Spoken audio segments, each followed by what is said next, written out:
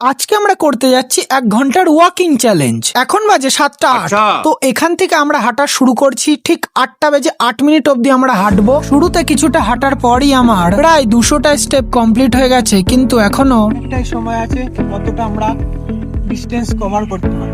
কিছুক্ষণ আবার হাঁটার পর তো গাইস দেখতে পাচ্ছ ক্যামেরাম্যানের জোশ উঠে গিয়েছে, এর জন্য আগে আগে যাচ্ছে। রাস্তা দিয়ে হাঁটতে হাঁটতে আমরা প্রকৃতির এক আলাদাই সৌন্দর্য দেখতে পেলাম, যেটা আমাদের চ্যালেঞ্জকে আরো বেশি ইন্টারেস্টিং করে তুললো। আবার কিছুটা হাঁটার পর আমাদের কমপ্লিট হয়ে গেল প্রায় 1075টা স্টেপ, যেটা আমরা কমপ্লিট করেছি 7টা বেজে 21 মিনিটে। তারপর আমি ননস্টপ হাঁটা শুরু করি, আর রাস্তার আশেপাশের অনেক কিছুই আমি দেখছিলাম। ঠিক তখনই হঠাৎ আমার এই জন্তুটাকে চোখে পড়লো, যে সকাল সকালই গাছ থেকে কুল পেড়ে খাচ্ছিল। আমার কথার আওয়াজ পেতে এমন ভাবে দৌড়লো যেন ওর পেছনে আগুন লেগেছে।